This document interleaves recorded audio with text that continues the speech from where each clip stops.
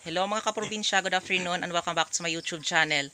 So ngayong araw na ito mga kaprobinsya, ipapakita ko sa inyo yung mga gawain ko dito sa bukid. Pagpapakain ko na aking mga alagang baboy at saka mga alagang manok. Ayan, inahing baboy. High forfeit to mga kaprobinsya. So ito is native na crossbreed ng ng Durok. So ayan. Ayan mga biik.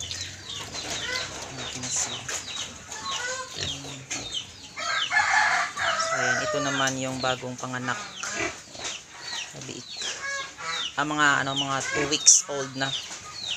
So ayan, crossbreed din ito ng Durok at saka native na baboy.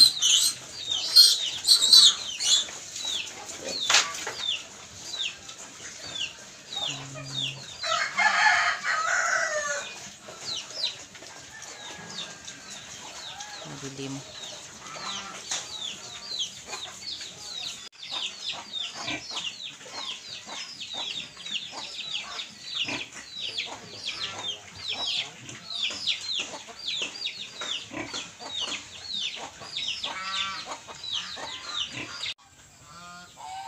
So ayan yung aming alagang gansa. 6 sila mga kaprobinsya, dalawang lalaki at saka 4 na babae. So, ayan. So wala sila ngayong sisiw. Ayan, kasi yung kanilang mga itlog is binibenta. So ayan. So yung isa na yan, malapit na rin yung mga itlog.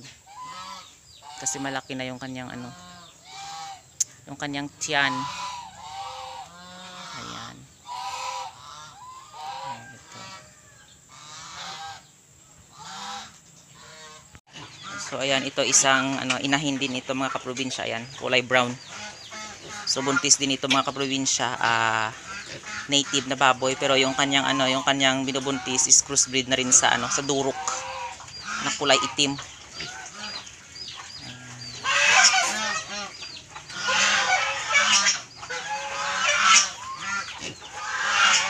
Ito naman yung maliit na biik.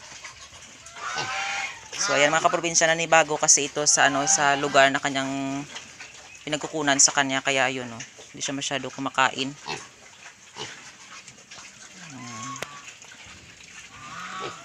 Kasi nanibago siya na wala siyang kasama. Kasi madami sila doon sa yung pinagkuhanan namin is madami silang magkapatid. So ngayon isa na lang siya dito. Ayan.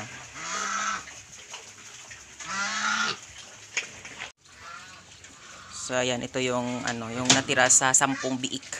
So hindi na nila binenta, so ginawa nilang fatteners. Ayan. So, papalakihin na lang at at ibenta. So gawing panglitsyon. Pero mga kaprobinsya is 3 buwan na ito nung simulang ipinanganak. So ayan, malaki talaga yung kanilang pangangatawan kasi yung kanilang kinakain is ipa ng mais na merong commercial feeds. Tapos hindi na sila pure na native na baboy. So crossbreed na sila sa Hyper o sa Durok. So ayan. So yan mga kaprobinsya, kino-crossbreed yung baboy dito sa amin kasi para mabilis lumaki, tapos yung mayroon silang dugo na native na baboy para ito sa hindi sila masyadong magkakasakit. So yung kanilang immune system is malakas sa pabago-bago klima ng panahon. So ayan. So kadalasan talaga ng native na baboy is kulay itim dito sa amin. So ayan. Nakikita nyo talaga malaki yung kanilang mga may tainga.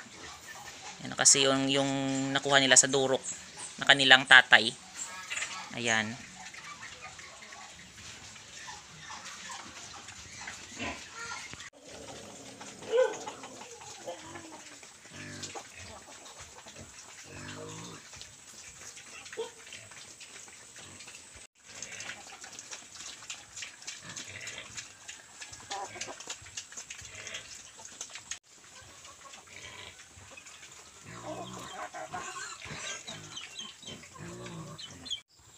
So ayan mga kaprobinsya, ito isang native na na barako.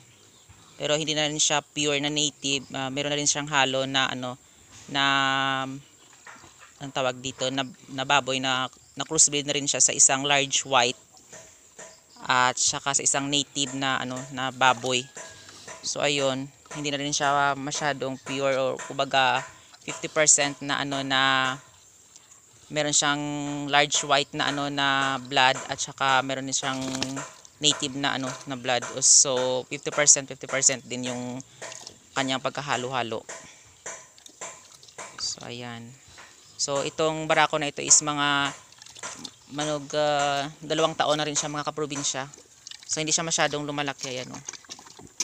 Kasi mas ano yung halo niya na ano na tawag dito na native. So nanggaling sa kanyang ina. Ayan. So ayan mga kaprobinsya, tapos na ako magpakain sa aking mga alagang manok at saka alagang baboy.